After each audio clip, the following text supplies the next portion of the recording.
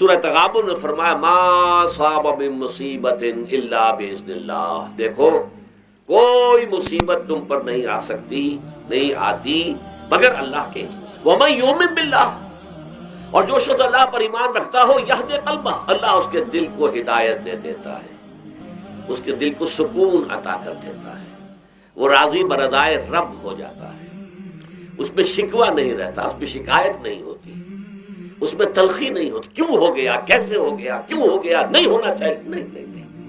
یہ سارا جو پیچ آدمی کھاتا رہتا ہے نا اندر ہی اندر، وہ جو پیچ کھا رہا ہے، یہ سب پیچ سے نجات نہیں گئی۔ برو کشید سے پیچا کہ ہست بود مرا، چے اقدہا کے مقام رضا کشود مرا۔ یہ پیچ کھانا جو ہے، پیچا کے ہست بود، اس سے اللہ تعالیٰ نے مجھے نجات دے دی ہے مقام رضا کے ذریعے سے۔ کتنے بڑے بڑے عقدے میرے حل ہو گئے اس مقام رضا سے، چے اقدہا کہ مقام رضا کشود میرا، میرے تو بہت سے عقدے اس سے حل ہو گئے۔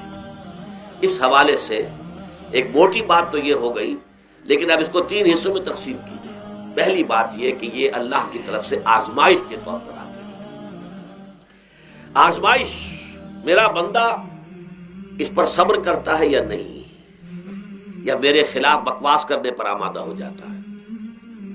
اللہ تو ایسا ہے، اللہ نے تو ہم پر کبھی کرم کیا ہی نہیں ہے، اللہ تو ظالم، معاذ اللہ معاذ اللہ معاذ اللہ۔ کہ ایسا تو نہیں، میرا بندہ جو ہے تکلیف کو جھیلتا ہے میری وجہ سے، یہ سمجھ کے کہ اللہ کی طرف سے آئی۔ یہ صبر جو ہے یہ بہت بڑی کامیابی ہے اگر انسان کو حاصل ہو جائے۔ اور اس صبر کے نتیجے میں 2 اور باتیں پیدا ہوتی ہیں۔ پہلی بات یہ ہوتی ہے کہ یہ امتحان کا نتیجہ کیا نکلتا ہے کہ آپ نے ایک امتحان پاس کیا تو آپ کے اگلے درجے میں ترقی ہو جاتی ہے۔ 5ویں کا امتحان پاس کر لیا نا تو 6ٹھی میں جائیں گے، اب 6ٹھی کا امتحان پاس کریں گے تو 7ویں میں جائیں گے، 7ویں کا پاس کریں گے تو 8ویں میں۔ درجہ بدرجہ انسان کی دینی، ایمانی اور روحانی ترقی کا ذریعہ یہ آزمائش ہوتی ہے۔ جتنا اس میں صبر ہوگا، جتنا اس میں تسلیم و رضا جو ہے آپ حاصل کرتے جائیں گے تو آپ کے درجے بلند ہوتے چلے جائیں گے۔ آپ کا امتحان کڑے سے کڑا آئے گا، بڑے سے بڑا آئے گا، مشکل سے مشکل تر آئے گا۔ ایک وقت میں MA کا امتحان بھی آپ کو دینا ہوگا، ایک وقت ہو سکتا ہے PhD کے لیے تھیسس آپ لکھیں، پھر اس کے اوپر جو ہے ٹیم بیٹھی ہوئی اور آپ سے وہ بحث کرے، جرا کرے آپ سے، وہ بھی کرنا ہوگا۔ لیکن یہ کہ اگر پرائمری ہی میں فیل ہو گئے تو اس کا سوال ہی پیدا نہیں ہوتا کہ کبھی آپ MA کا یا PhD کا تھیسس بھی لکھیں۔ اور اسی کو دوسرے انداز میں کہا گیا ہے قرآن مجید میں، وَلِيُبْلِيَ الْمُؤْمِنِينَ مِنْهُ بَلَاءً حَسَنًا۔ اصل میں ابلا کہتے ہیں، بلا یبلو جو ہے عربی زبان میں آتا ہے آزمانا۔ خلق الموت والحیات لیبلوکم ایکم احسن عملا، یہی معنی ابتلا کے میں، ابتلا یبتلی آزمانا۔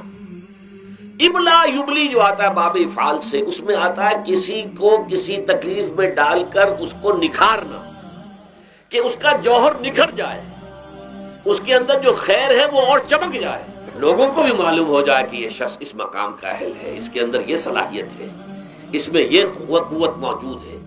تو یہ گویا کہ اہل ایمان کی صلاحیتوں کو نکھارنے کے لیے اور ان کے درجات کی ترقی کے لیے بھی اللہ تعالیٰ دنیا کے اندر یہ مصیبتیں اور امتحانات جو ہیں آزمائش کے حوالے سے افراد پر بھی اجتماعی طور پر بھی لاتا ہے۔